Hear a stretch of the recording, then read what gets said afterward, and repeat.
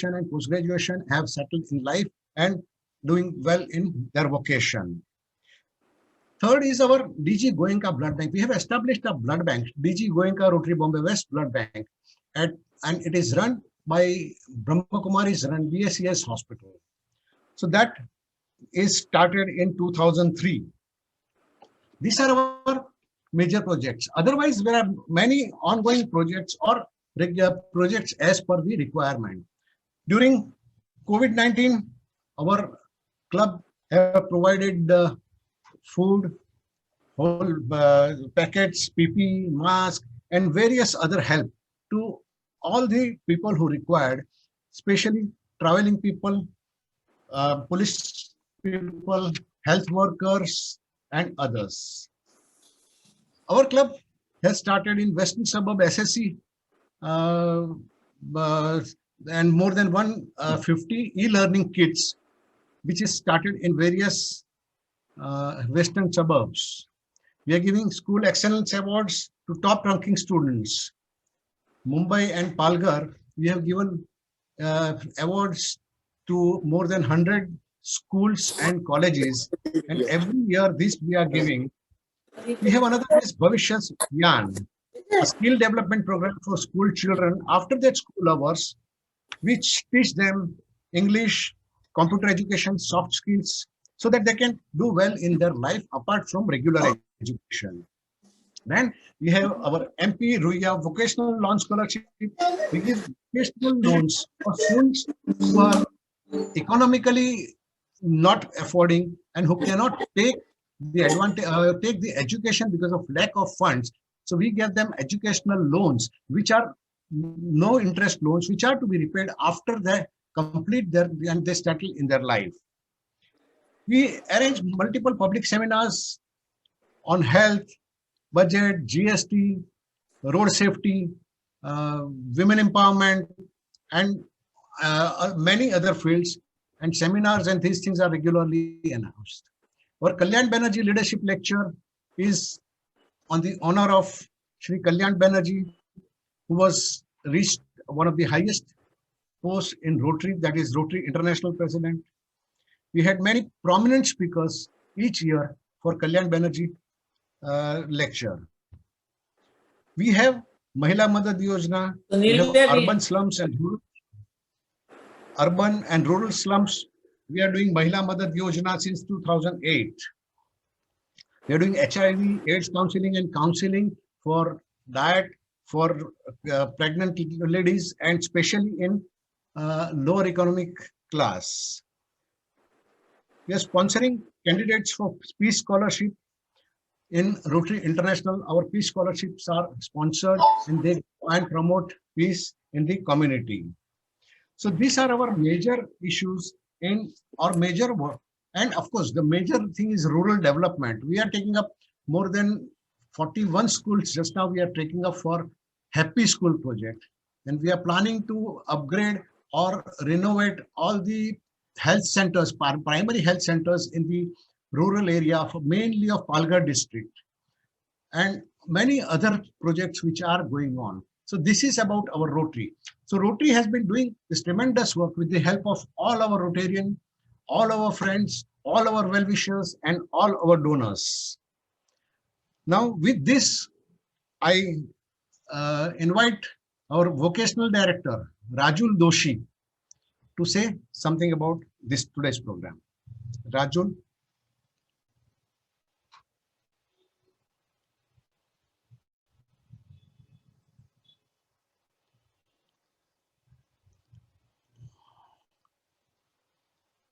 Yeah.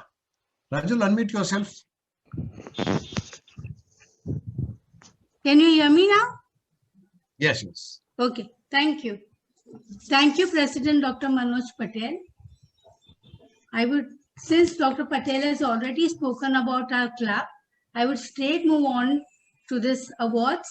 Rotary Club of Bombay West, a premier Rotary club, through its several humanitarian projects, have touched innumerous lives since its inception. Rotary has made services to humanity its business, and while it works in every which way to serve humanity, it would also like to appreciate and acknowledge outstanding contribution by individuals in their chosen field by conferring on them Vocational Excellence Awards. Rotary Club of Bombay West recognizes persons doing outstanding work in their profession or vocation through Forward Test Award, Young Achievers Award, Vocational Appreciation Award, Vocational Excellence Awards, and of course, Lifetime Achievement Award. Lifetime Achievement Award is for outstanding work spanning a lifetime. Periodically, our club honors such deserving leaders from this community. For this award, the list of Lifetime Achievement awardees of our club is as follows. The first on the top of the list is Sri Arvind Mafatlal, followed by Sri Chatrabhujbhai Narsi, followed by Dr. Mohanbhai Patel, Dr. Fali Driver, Rotarian NSP Rao, Dr. Rajendra Vyas, Padma Shri Anandji Bhai, P.V. Kamath Advocate, Pandit Chitresh Das, Padma Shri Darshanaben Zaveri, Rotarian Sukhdev Puri, Padma Shri Dr. Deepak Phatak, Rotarian Shri KCR Raja, and today we welcome Srimati Ila Devi Ji Agarwal in this august company as a recipient of Lifetime Achievement Award. Thank you. Now we have a very senior Rotarian who has gone through Vipassana experience multiple times and he firmly believes in this philosophy and ideology. I request Sri Hemant Joshi, an accomplished person himself, to come in and talk about his experience of Vipassana. Hemant Bhai, over to you, please. Thank you, Raju Ben. Thank you for the introduction, which is really not all that great. No, I really mean what Dr. I said. Manoj, Yes. Ila Devi Ji, distinguished participants and friends. I have been asked to speak for a few moments on Vipassana and thought I will talk about my experience of 20 years as a sadhak, a student of Vipassana. I have enjoyed this journey and benefited a lot and will share 3 things that I like most about Vipassana. But before that, what is Vipassana? Many of us have been to the course and understand the meaning and content of Vipassana. However, for others, Vipassana means seeing things as they really are and not as they appear to be. Vipassana is a practice of meditation brought to us by the Buddha. With this brief introduction, I will go to the 3 things that I like most about Vipassana. First, it is a clear and logical practice and appeals to me as an engineer. The second is the course format and conduct are exemplary and actually can be an impressive case study for Harvard Business School. And third, the benefits are immediate when you start practicing. Let me come to the first. Vipassana, a very clear and logical meditation practice. In the Satipatthana Sutta, Buddha has comprehensively discussed and explained the practice of Vipassana and guaranteed the results. What are the results? He says, if you practice diligently, as I have said, then you will achieve the purification of mind, eradication of suffering, and nirvana. And what is to be done? The practice, as explained, is a 4-fold establishment of awareness of body, sensations, mind, and mental contents. And this awareness has to be continuous and without break. And he also goes on to give a timeline that if you do this, you will achieve the results in 7 years. And then he corrects himself, not 7, but 6, not 6, but 5, but 4. And finally says that if you do this diligently, in 7 days, you will achieve the end results. And more importantly, he goes on to say that if the path is clear and you are the boss and you don't need any guru or anybody, you can drive the progress as you feel with the efforts that you put in. And the third thing is the benefits are immediate. Now over to my next point, format and conduct of courses. the structure, format, and conduct of courses reflect the genius of Guruji. They are so well designed that they can be very successful case study of Harvard Business School, as I said. The courses are highly practice oriented and contain 8 to 9 hours of practice daily. This is complemented by conceptual inputs by Guruji in his evening courses, his courses. And at the end of the course, you clearly know what you have to do. The second is the daily schedule from 4:30 a.m. to 9 p.m. is so well laid out, and it works precisely without fail and without speaking a word. And in the 20 years that I've been going there again and again, not a single day there has been a deviation in the course schedule from morning till the evening. And that is extremely creditable. The third is the setting is beautiful. The rooms and the meditational halls are very well laid out. The landscape surrounding is green and beautiful. And the food is healthy and sattvic. But the last and most important is that the whole program is non-commercial. There is no expectation of fee. You are expected to go and just be there, and you are doing the course as a result of the charity of others, and there is no pressure to do and come again for another course. Lastly, the benefits. Long-term benefits aside, and as we mentioned, long-term benefits is nirvana, the cultivation of awareness and looking within offers many benefits from day one in our everyday lives. The calming of the monkey mind lends a lot of clarity in whatever we do. For me, at work, the productivity got enhanced substantially and led to faster and better decision making, lesser stress, and better interactions. My colleagues have said that they saw a transformation in me after Vipassana. At a personal level, there is lesser internal conflict and one is more at peace at oneself.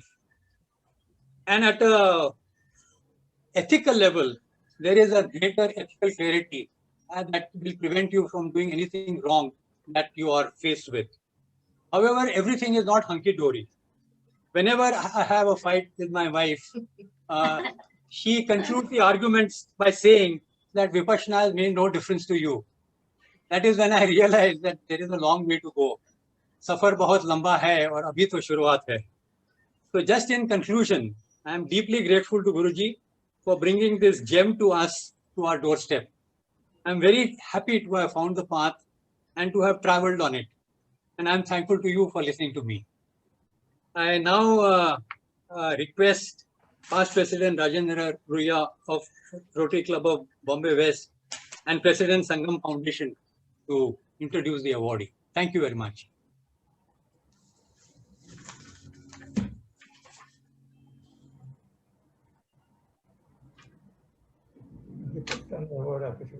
You are on mute.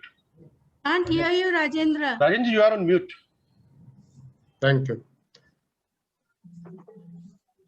It is my pleasure to introduce Ila Devi ji. Srimati Ila Devi was born in 1934 into the illustrious Goenka family in Mandalay in Burma. She is one of the 10 siblings and is fondly known as Buaji to family, friends, and foreigners alike. It is here in Mandalay that she, along with her siblings, learned the technique of Anapan at the ashram of the revered Sayaji U Ba Khin. As the head of her family of 4 sons, it was only in the May of 1969 that she sat for her first full-fledged course at Birla Mandir in New Delhi. Today, she has completed over 200 courses, including multiple 10-day Satipathan, 20 days, 30 days, and even 45 days courses. Since she was never formally schooled, she became self-taught, and she would write all of the English instructions in Hindi and conduct her courses. Her determination was undeterred in her commitment to Dhamma.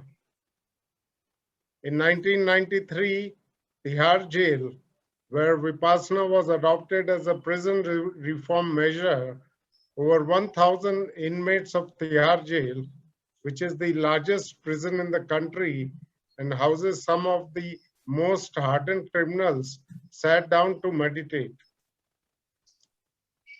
In 1994, she began with the international courses. When she traveled to a newly opened ashram in Cape Town, in South Africa, and was the head teacher to male and female students alike. Soon after, in 1995, she was again the head teacher for 2 back-to-back courses in Dubai. As a woman who came from such traditional background, she was path-breaking as she truly managed to balance her large family with her commitments to Dhamma. Despite her conservative background, she traveled and headed courses for both men and women. Then in 1997, the journey came to the Global Pagoda to house the relics of Lord Gautam Buddha. Guruji had envisioned that the Global Pagoda, which would become the 9th wonder of the world. The foundation stone was laid in 1997 and construction beginning in 2000. Here, Ila Devi Ji's quiet commitment and contribution as a Dhamma soldier is immeasurable. The contribution helped in raising awareness and understanding about Vipassana Sanstha. In 2002, Ila Devi Ji, along with the team, traveled to 20 states in US in a convoy of 7 caravans. And she was not only contributing to the organization, but also constantly learning and counseling all those she met along the way. Women especially felt and still do feel extremely comfortable speaking with her. Ila Devi is a guiding force and a huge inspiration to our sons, daughter-in-laws, and 9 grandchildren. She has ensured that Dhamma begins at home, and all her children have done a course as a deal she made with them. Friends, Gautam Buddha, 2,500 years ago, had his Dhamma soldiers who would spread his message and Dhamma far and wide. They would help people come out of the miseries. She is no less than those soldiers. She has written numerous articles, poems, and a book, Aham Sukham, all on her spirituality. Till date, she attends and teaches in courses all over India. When asked, she considered that it is the greatest privilege and luck that she is part of Vipassana and found her calling in life. Her words to all are, may this magnificent Dhamma be benefit to one and all. Friends, I would now, that is her brief introduction. I would request Director Rajul Doshi to read out the citation on the award.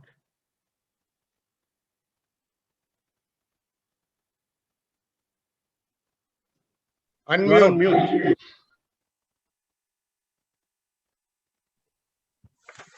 Thank you, Rotarian Rajendra Ruya.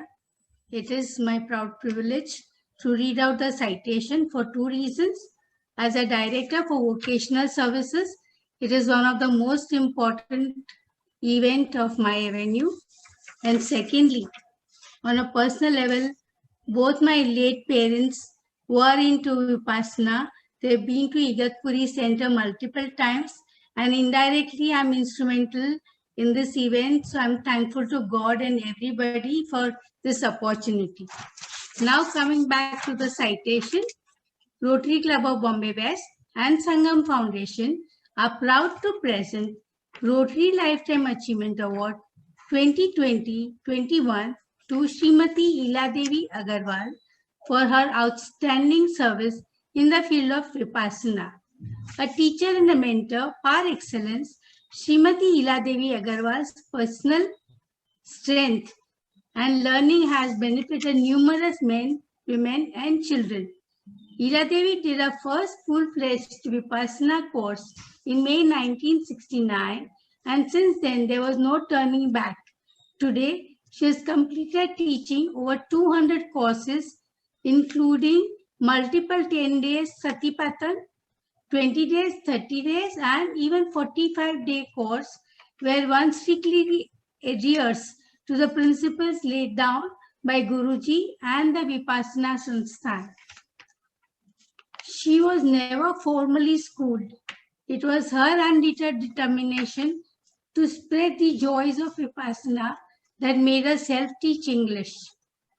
Then it was her sincere effort, intelligent direction, and skill execution that helped her setting up and guide teachers at Vipassana centers all over the world, USA, UK, Dubai, and South Africa, to name a few. Her expertise and path-breaking commitment to the awardees and understanding of Vipassana has helped her be instrumental in pioneering the prison reforms for Tihar jailed inmates since November 1993.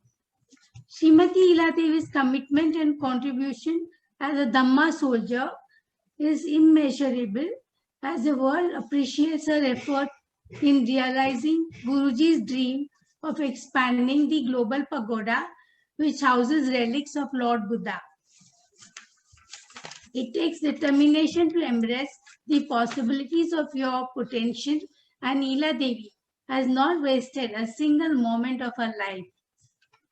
She has authored a book, Aham Sukham, written several articles, and even penned poems.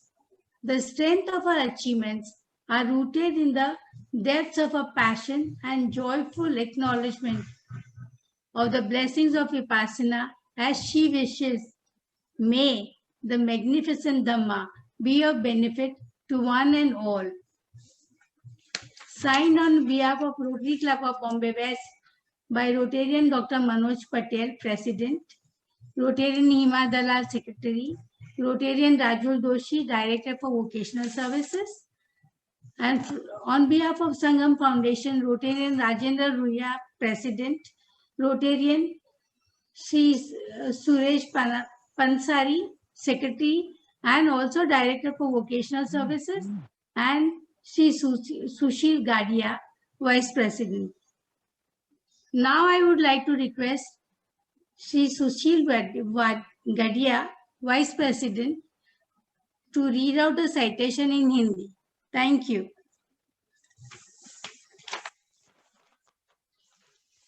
No, that is not there. So I would request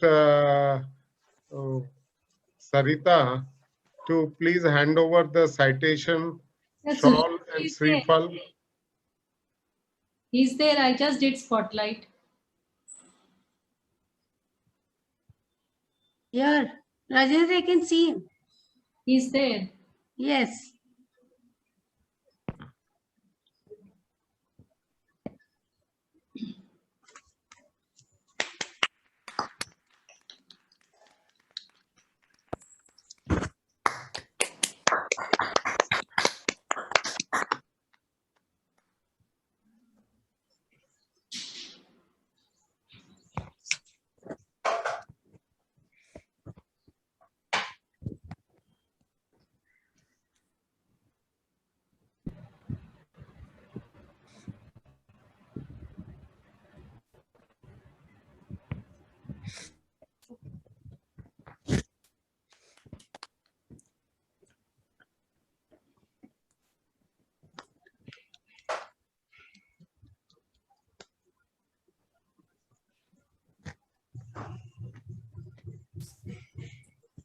Secure, secure, secure, secure.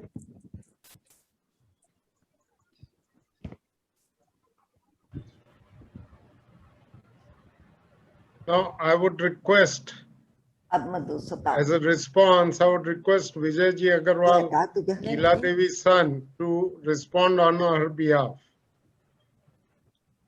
Good evening to all. सबसे पहले माँ की तरफ से मैं आप सब लोगों का धन्यवाद करता हूँ, specially Rotary and Sangam, Rotary club and Sangam foundation का। We as a family are humbled, feel honored and very grateful for this facilitation. माँ के बारे में आप लोगों ने बहुत कुछ कहा है, एक छोटी सी बात मैं भी बता देता हूँ। My mother always used to tell us, or she always guided us and told us, to become a great man, you don't have to just earn money. You need 3 qualities in every human being if they want to become great in society. And those 3 qualities were sadhana, service, and seva. Sadhana, seva, and sacrifice. 3S: meditation, service, sadhana, sacrifice, and service.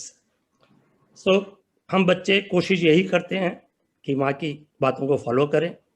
आप लोगों ने इतना सम्मान दिया। We are very, very grateful to you. Thank you so much, friends. Thank you. Thank you, Vijay Bhaiya. Now I request we'll have a small interview of Ilaji, and I request Sarita and Seema ji to conduct the interview, of course, with the other people.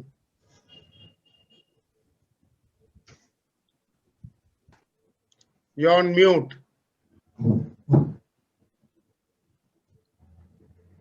प्रणाम माता जी। खुश मैं आपसे अब कुछ आशीर्वाद के वचन आप कुछ कहें हम सबको। मैं मेरे भाई पूज्य गुरु जी की ओर से और यह पुरस्कार स्वीकार करते हूँ। राजेंद्र बाबू और सरिता जी को 10 दिन का शिविर करके आए हैं और खुश का आए हैं कि लोगों को भी यह प्रयास रहे कि आप सभी 10 दिन का शिविर करें, तो आप बहुत ही पुण्य पारमित के धनी है। इसके लिए मैं बहुत खुश हूँ आपके ऊपर में।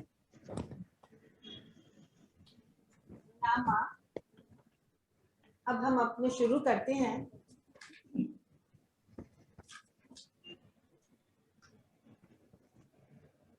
धन धन धरती धर्म की, धन धन भारत देश, धन धन धरती धर्म की, धन धन भारत देश, धर्म पुरुष जन्मे यहाँ, लिए ज्ञान की जोत, धर्म पुरुष जन्मे यहाँ, लिए ज्ञान की जोत, जन जन में जागे धर्म, जन जन मंगल हो, जन जन में जागे धर्म, जन जन मंगल हो। कहते हैं जिसका इहलोक सुधर गया उसका परलोक भी सुधर गया, जिसे सुख से जीना आ गया उसे सुख से मरना भी आ गया, जिसने अपना वर्तमान सुधार लिया उसने अपना भविष्य भी सुधार लिया। आप सबको प्रणाम। आज मैं रोटरी और संगम की ओर से आप सबका हार्दिक स्वागत करती हूँ। हमारे मध्य इलाजी हैं जो SN गोयनका जी की बहन। आज वे हमें विपाशना के बारे में बहुत कुछ जानकारी देंगी और हम सब उत्सुक हैं इसे समझने के लिए। सर्वप्रथम मैं रोटेरियन हीमा जी को सविनय निवेदन करती हूँ कि वह अपना पहला प्रश्न सामने लाएं। हीमा जी। प्रणाम माता जी। विपश्यना के बारे में आप कुछ बताएंगे, ये विपश्यना क्या है? माँ हीमा जी पूछ रही हैं कि विपश्यना क्या है। ये कैसी विद्या है, ये कैसी कला है जिसे करने से मानव का हृदय परिवर्तित हो जाता है, उसका जीवन परिवर्तित हो जाता है। फायदा तो ये है कि विपश्यना ये आली बढ़ है। पश्यना होती है खुली आंखों देखा हुआ रूप रंग कलर जो भी हम देखते हैं। विपश्यना कि हम अपने मन के आंखों से देखें। तो मन के आंखों से क्या देखें? हमारे अंदर राग द्वेष मोह लोभ ईर्ष्या भरा पड़ा है और आज तक हमने उसका भी देखने का प्रयास ही नहीं किया और करना भी नहीं आया। तो ये विपश्यना विद्या हमें स्वमुखी होके अपने आप को देखना सिखाती है। माँ कहना चाह रही हैं कि जो हमारे अंदर के विकार हैं, राग रंजित द्वेष दूषित मोह मूढ़ित, उन सबको हम विपश्यना सीखने के पश्चात हम सबको निकालने की विद्या आ जाती है। अब हमारा मन भी बड़ा चंचल रहता है। ये मन ही ये भूत और भविष्य में लोट लगाते रहता है। ये वर्तमान में जीना ही नहीं सीखा कभी और भूतकाल में राग रंजित रहता है, क्या द्वेष दूषित रहता है, या भूतकाल की बात याद करते हैं या भविष्य काल की बात याद करते हैं, तो उसी में ये सारे दिल लोट लगा लेते हैं। ऐसा भी कभी होता है कि हमारा शरीर थक के सो जाता है लेकिन ये फिर भी ये चलता ही रहता है इसका। तो अब हम इसको हमने आनापान कहा, ये सांस का सहारा लिया हमने। सांस एक ऐसी विद्या है कि आदमी जन्म लेता है और जीवन के अंत तक सांस रहता है। और जब ये हमारे अंदर कोई क्रोध जागा, कोई विकार जागा, कोई द्वेष जागा या ईर्ष्या जागे, कुछ भी जागे, तो हम क्यों ये सांस का सहारा लिया कि सांस अपने नॉर्मलता खो देता है, स्वाभाविकता ये सांस खो देता है। तो इसे अंतर मन से निकालने की विद्या को, जो हमारे शरीर में विकार है उसे अपने अंतर मन से निकालने की विद्या को विपश्यना कहते हैं। लीला जी ने कितनी सहजता और सुंदर तरीके से बताया।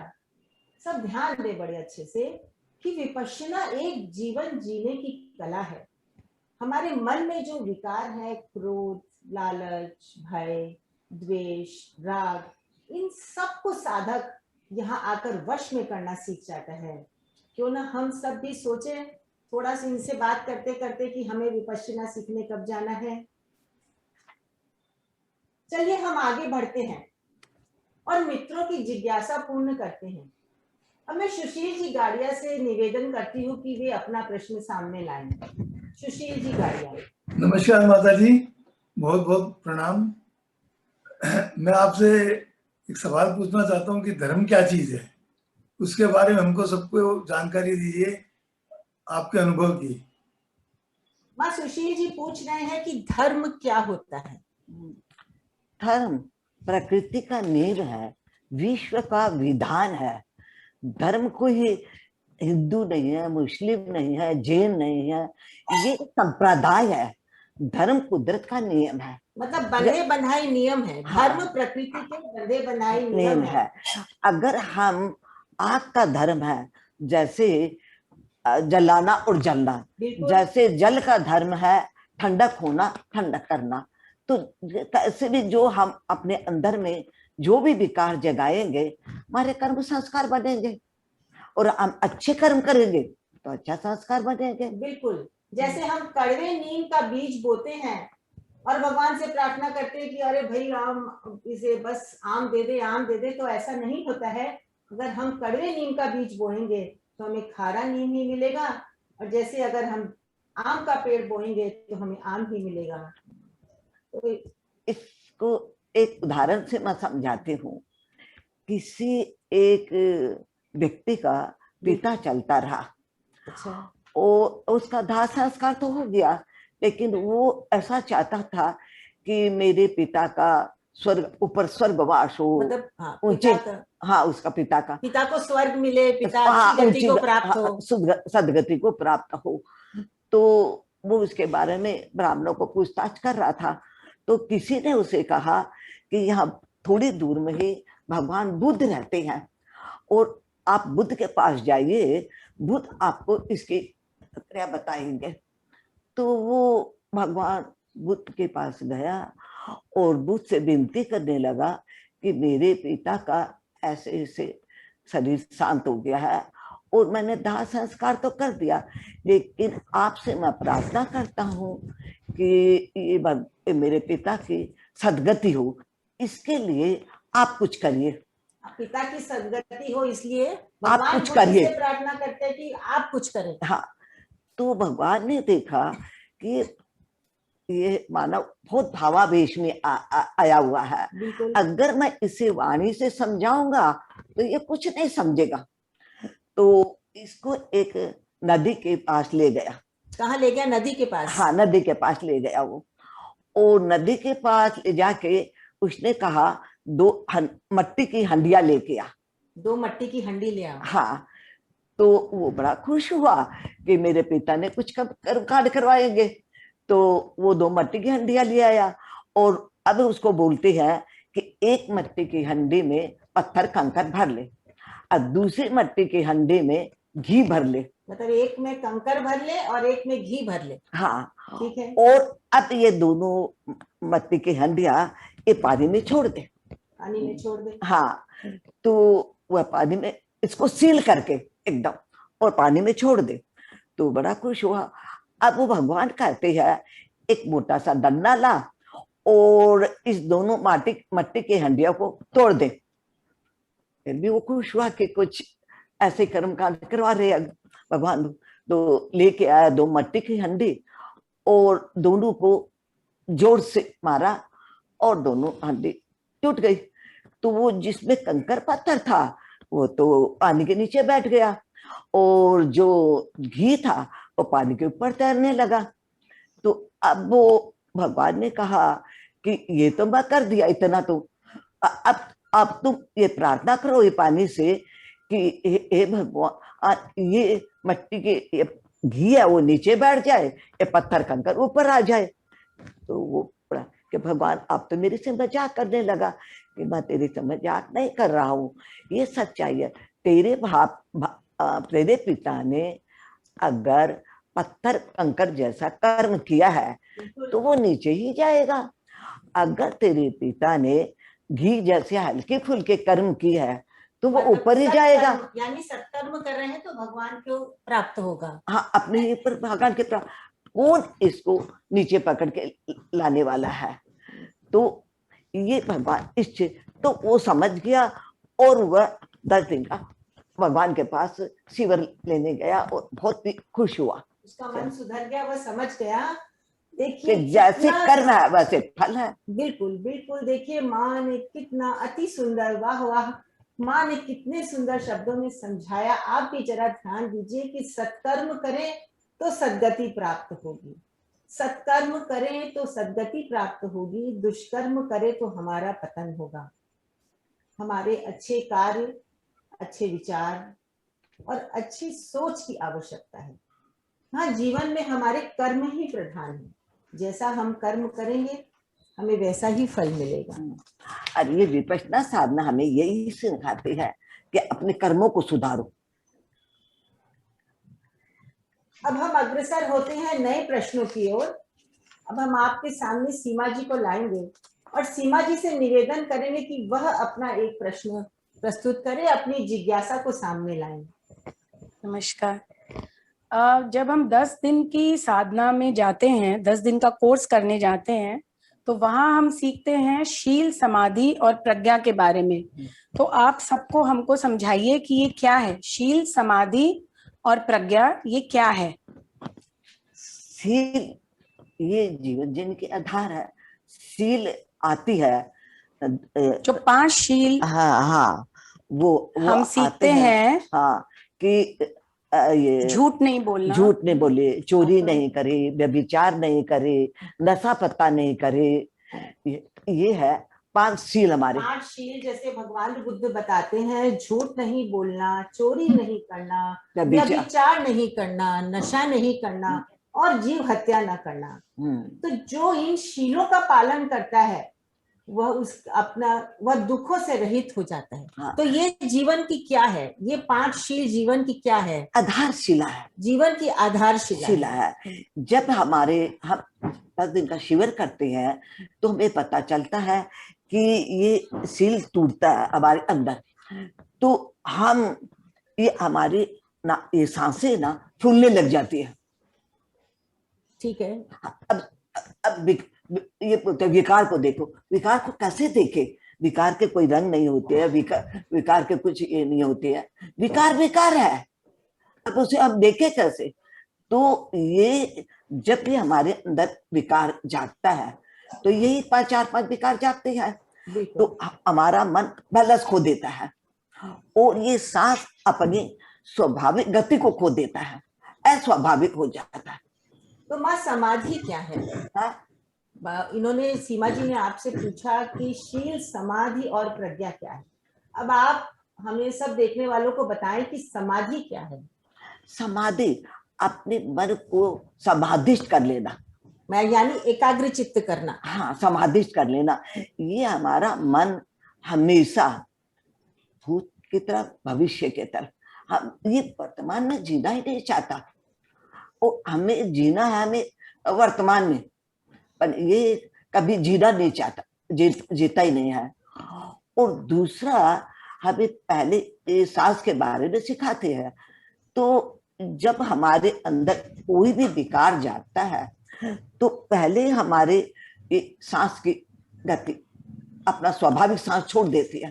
तो ये आपने कहा कि जो हमारे मन में विकार है, अंतर मन की गांठें हैं, इन सब को निकाल फेंके तो छुटकारा तो हो सकता है, पर इन सब का छुटकारा हम किसकी सहायता से करेंगे? क्या प्रज्ञा की सहायता से करेंगे? ये शील, समाधि, प्रज्ञा, ये तीनों इसमें हेल्प करते हैं। तो जब हम ये 3 दिन हमें आनापान सिखाते हैं, आनापान भी ये पाली भाषा है, सांस आ रहा है जा रहा है, इसको पाली में आनापान बोलते हैं। तो हमें इन अंतर मन की गांठों को, इन विकारों को निकाल फेंकने के लिए बुद्धि, विवेक, प्रज्ञा की भी आवश्यकता होती है। तो शील, समाधि और प्रज्ञा तीनों का संगम साथ में है। माँ, मेरे मन में कुछ प्रश्न आते हैं कभी कभी। जब हम कोई कार्य करते हैं तो हम हमेशा अनुकूल परिस्थितियां नहीं रहती है, परिस्थितियां प्रतिकूल हो जाती है, मनोवांछित काम नहीं होते हैं। ऐसी अवस्था में हम संतुलन खो बैठते हैं, ऐसा क्यों होता है? देखिए, ये विपश्यना करने के बाद हमें ये पता चलता है कि ये प्रतिकूल परिस्थितियां वो दूसरा कोई कारण बन जाते हैं। ये हमारे ही कोई पूर्व जन्म के कारण से ये परिस्थिति आई है। तो अब हम ये तो हमारे पास आई है, हम दूसरे तो ऐसे काम नहीं करें ताकि हम व्याकुल हो जाए। और दूसरा, ये सांस, इसको देखने के लिए सांस अपनी स्वाभाविक गति खो देता है। हाँ, तो स्वाभाविक गति खो देता है तो हमें पता चलता है कि अभी हमारा स्वभाव, तो हमें क्रोध जागता है, द्वेष जागता है, उसको प्रति हम कंट्रोल कर लेते हैं। तो हम वहां पे क्या बनाए रखें? अगर हम जब ऐसी अवस्था में आते हैं तो हमें समता बनाए रखनी चाहिए क्या?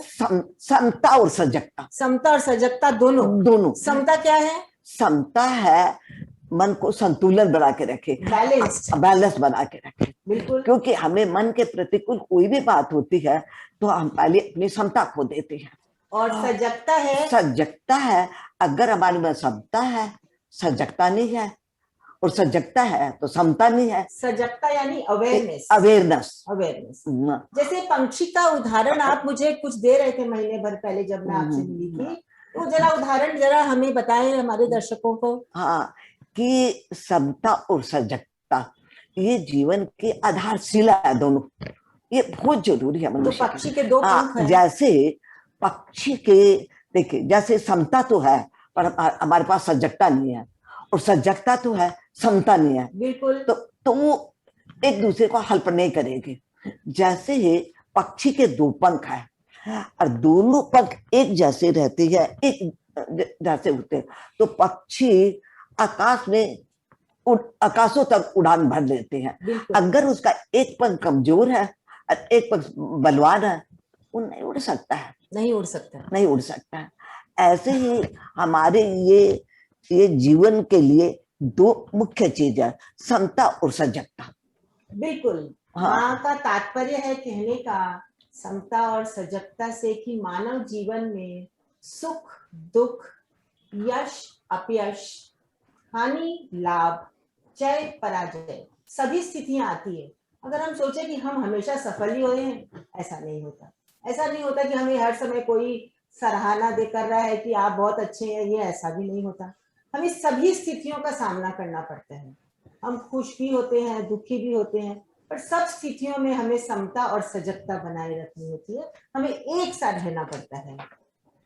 इसके लिए एक और है कि हम ये विपश्यना साधना से वर्तमान में जीना आ जाता है, और वर्तमान में जीना आ जाता है तो जो पुराने कर्म है वो तो हमें भोगना ही है। तो हम ये करते हैं कि जब हम अपने आप को देखना सीखते हैं, तो जब शरीर में कोई रोग आता है, अभी हमारे मन के प्रतिकूल परिस्थितियां होती है, तो हम व्याकुल हो जाते हैं उसके ऊपर में, ये उसने ऐसे कहा, उसने ऐसे कहा, उसने ऐसे कहा। और अब हमें ये पता चल गया कि ये जो भी इसने कहा मेरे कोई पूर्व जन्म के संस्कार थे, तब मैंने सुना। अब तो मैं इसके ऊपर में इसे दोषी ठहरा रही हूँ, लेकिन जब मेरे कोई शरीर में रोग आता है, अभी तो होता है ना, शरीर में पीड़ा तो होती है ना, तब मैं किसको बोलूं? ये पीड़ा का दूसरा कौन दोषी है? मैं स्वयं ही दोषी हूँ। हाँ, स्वयं मेरे कर्मों के कारण से ये पीड़ाई है।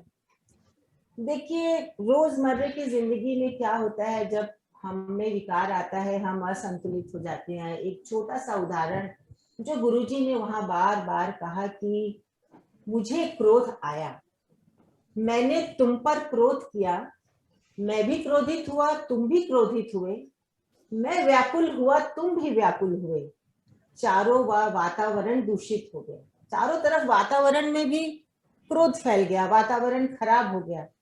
तो इस समय क्या स्थिति हो जाती है? ऐसा विकार जब आता है, जब बहुत क्रोध आता है, इस तरह का विकार जो रोजमर्रा की जिंदगी में हमें सामना करना पड़ता है, तो इसे कैसे हम हैंडल करें, वो बताइए। देखिए, जब ऐसा क्रोध आता है, विकार आता है, तो पहले यह हम देखें अपना मन का बैलेंस हो गया है। सांस आपका स्वाभाविक नहीं रहता है, अस्वाभाविक हो जाता है। सांस अस्वाभाविक हो जाता है, सांस ऊपर नीचे तेज गति से चलने लगता है। हाँ, क्या तो जोर जोर से चलने लगता है, या स्वाभाविक सांस नहीं आता है, अस्वाभाविक सांस हो जाता है। तो हमें पता चलता है कि अब मेरे अंदर में कोई ऐसा विकार जाग रहा है, इसलिए तो हम अब कोई विकार, उसको सामने वाले को देख नहीं सकते, विकार को देख नहीं सकते, तो अपने सांस को ही देखें, अपनी सांसों को, अपने मन को वश में करें, या सांस को देखें। सांस को देखते देखते अपने स्वाभाविक अपने मन में चले जाएंगे,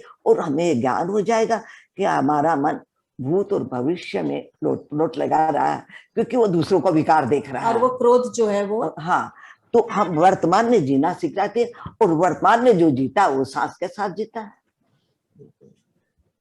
तो एक बात मुझे याद आती है क्रोध की, मैंने पढ़ा था जब मैं स्कूल में थी, कि एक भरद्वाज ब्राह्मण थे जो एक बार उन्हें गौतम बुद्ध पे बहुत नाराज हुए, बहुत गुस्सा है।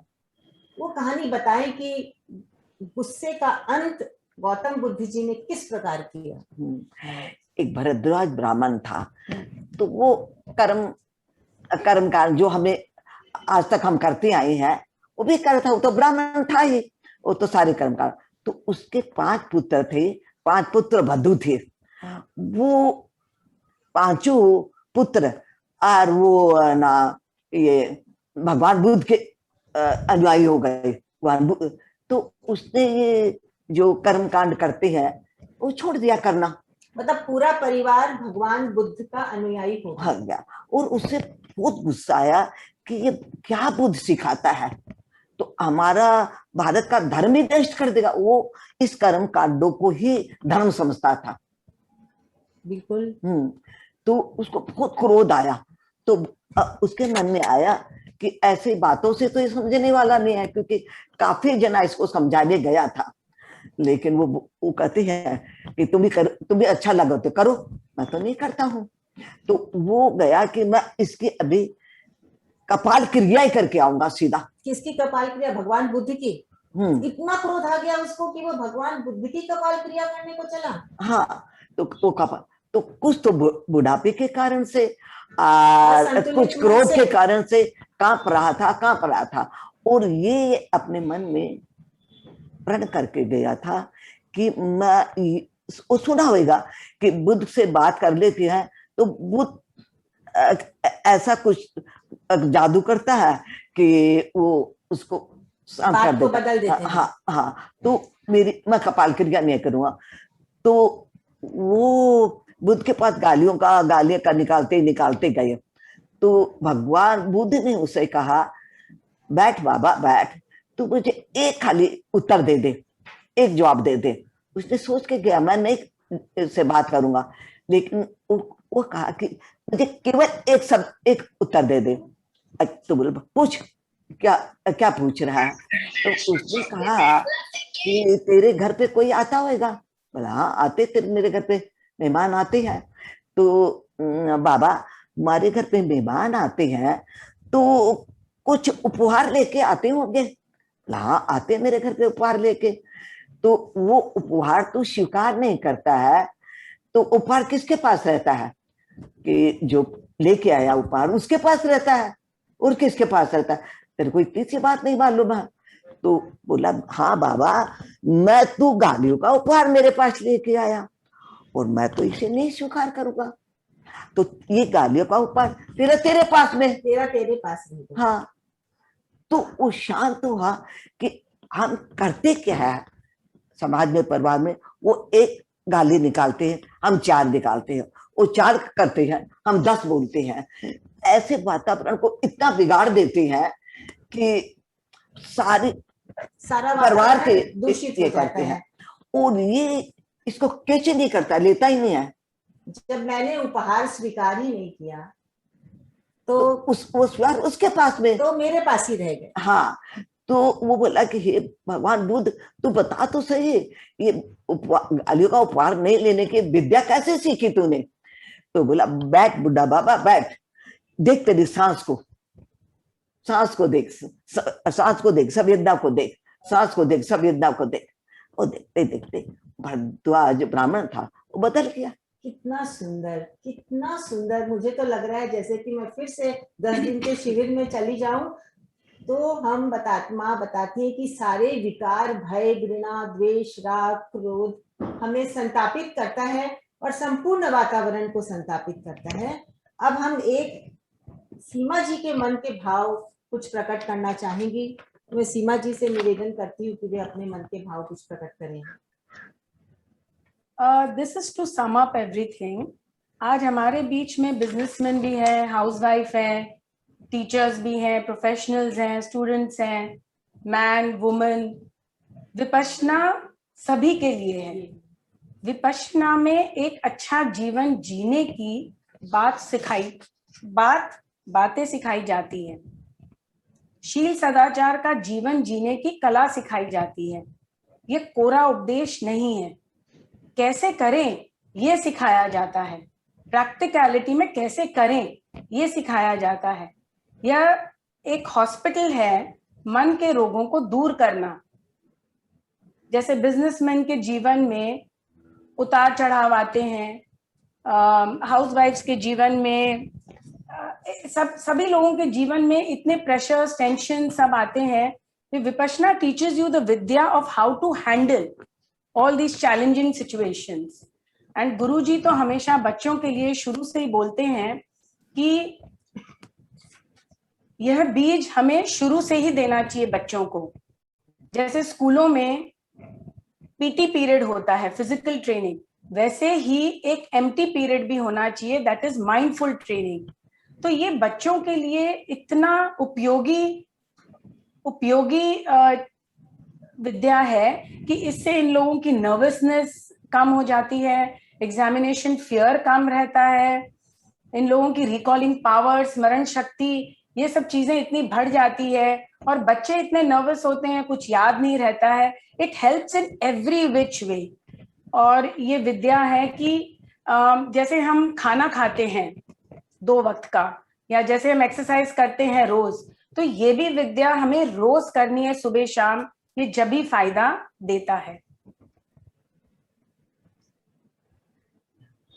ये मन 2 टाइम खाना खाते हैं तो हमारे शरीर को स्वस्थ रखने के लिए, और ये 2 टाइम हम सुबह शाम ध्यान करते हैं, ये हमारा मन स्वस्थ होता है, मन को स्वस्थ रखने के लिए. अब मैं हमारी फर्स्ट लेडी भावना जी से विनम्र निवेदन करती हूँ कि वे अपना एक प्रश्न सामने लाएं. नमस्ते, प्रणाम माता जी. सबसे पहले मैं कहूंगी कि हमारे सौभाग्य है कि थ्रू रोटरी, फिजिकली तो नहीं लेकिन जूम से आपसे मुलाकात हुई, आपके दर्शन हुए. आप नारी शक्ति के एक प्रेरणा मूर्ति हो जिसने समाज सुधार के महत्वपूर्ण कार्य को संपन्न किया है. लेकिन मेरे मन में हमेशा ये जिज्ञासा रही है कि माता जी, आपको विपासना साधना की प्रेरणा कहाँ से मिली, ये बताइए. ये बर्मा में इन्होंने सीखी, सयाजी उबा खिन के आश्रम में. एंड गुरुजी ने सीखी ऑफ कोर्स, हमारे गुरुजी श्री एस.एन. गोइंका. और फिर गुरुजी, बड़े गुरुजी, दादा गुरुजी सयाजी उबा खिन ने कहा कि आप, ये बर्मा के ऊपर में ऋण है भारत का, क्योंकि बुद्ध भगवान भारत के थे और ये विद्या भारत से आई है. ये बर्मा का ऋण है हमारे ऊपर में. काइंडली ये ऋण आप वापस चुकाइए. जिस देश से आई है उस देश में विपश्यना का नाम बिल्कुल लुप्त हो गया है, किसी को कुछ नहीं मालूम है. तो आप ये विद्या वापस यहाँ पर लेके आइए, to the land of origin. That's how Guruji and the entire family has been associated with it since then. Okay, thank you. Thank you. Thank you Bhavna ji. तो हमने बहुत कुछ समझा, सीखा, शायद हम लाभ उठाए इसका. तो जो हम पुण्य अर्जित करते हैं, गुरुजी ने समझाया कि पूरे संसार में हम इसे मैत्री द्वारा वितरण करते हैं. जो हम पुण्य अर्जित करते हैं वह मैत्री द्वारा वितरण करते हैं. पर सबसे पहले मैं आपसे एक बात शेयर करना चाहूंगी कि आज के बाद जब भी आप किसी से मिलें, उसे आशीर्वाद जरूर दीजिए. आपका मंगल हो, आपका मंगल हो. आप देखिए, इससे सबको सद्भावना प्राप्त होगी. देखते देखते जगत बदल जाएगा और गुरुजी के स्वप्न पूरे होते दिखाई देंगे. अब हम गुरुजी द्वारा दी गई मैत्री सुनेंगे. अब आप सब एकाग्र चित्त हो जाएं, कमर सीधी कर लें, श्वासों पर ध्यान दें और मैत्री को सुनें. हिमा जी, प्लीज स्टार्ट द मैत्री. इसके बाद कुछ नहीं.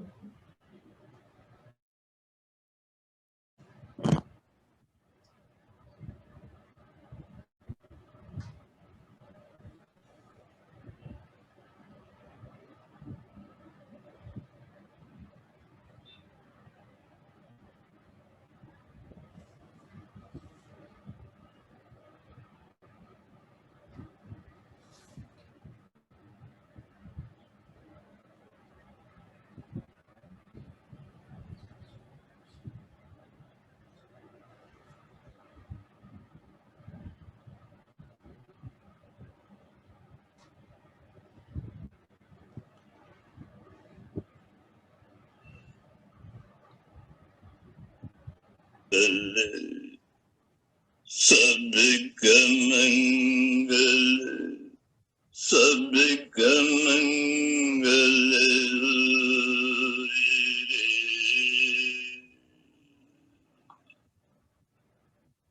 तेरा मंगल, तेरा मंगल, तेरा मंगल.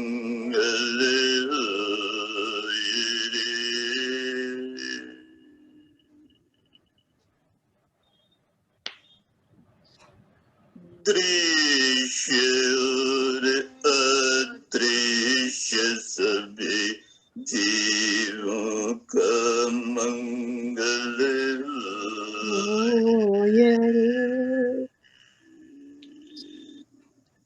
जल के थल के और गगन के जल के थल के और प्राणी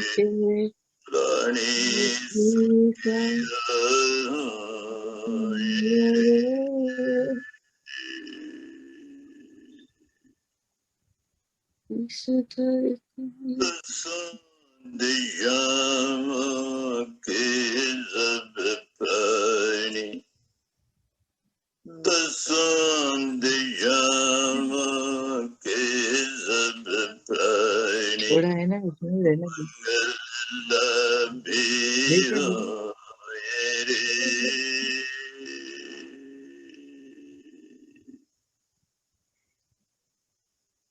निर्भय हो निर्भय बने सब सभी निरामय होए रे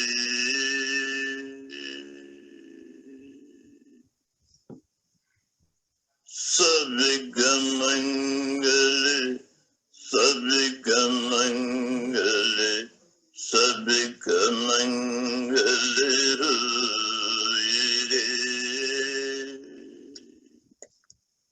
तेरा मंगल तेरा मंगल तेरा मंगल होए रे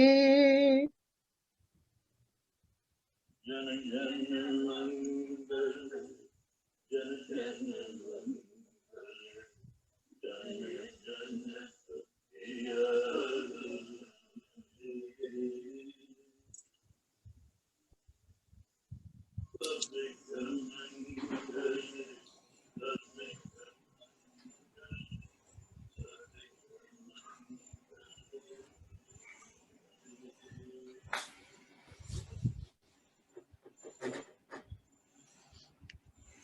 Thank you. This was our privilege for the excellent program, and we had a privilege for having Ila Devi ji with us. I would request our President-elect Gautam Chande to propose vote of thanks formally. Gautam. Yes. Good evening, friends. First of all, thank you, Ila Devi ji, for gracing this occasion. And congratulations for joining the select family of Rotary Club of Bombay West Lifetime Achievement Award winners. What a fantastic program it was. I would like to thank President Manoj Patel, Avenue Director Rajul Doshi, Rajendra Roya, Hima and Aslam for setting this up and giving us the benefit of these brief words of wisdom. Some of the first observations I have as somebody who has not been initiated in Dhamma is just like they have Panchsheel, Rotary also has its 4-way test. So it is so important to have certain principles which will guide you in life and guide you through both the highs and the lows. Some observation I noticed while I was hearing some of the beautiful speeches was, first of all, she spoke in Hindi, which is always a very nice thing. It's such a joy to listen to our Indian languages being spoken. And I think some of the deepest philosophical things which are sometimes very difficult to digest can be absorbed by us so much better in Hindi or whatever language we are most comfortable with. Her topic about living in the present, I found so pertinent. I'll just give a small example. When my son was small, me, my wife, and he were sitting, and we were angry about something. And we were so absorbed in it. And my son just said, "Why are you giving me anger?" And we realized that we were so absorbed in our anger, but from his perspective, we were giving him anger.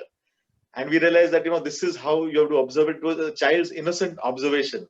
But when she spoke about living in the present, awareness of the present, it just reminded me of that. Another very important, simple thing, but which has to be brought out is, if you plant neem, you will get name only. Aapko aam to nahi milega.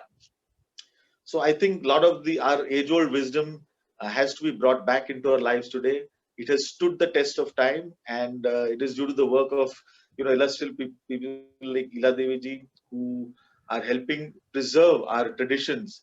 And these are priceless mental wellness treasures, which I think we must do all that we can to preserve and take ahead with our new wisdom for the next generation. So thank you once again for gracing this occasion. Over to you, Hima.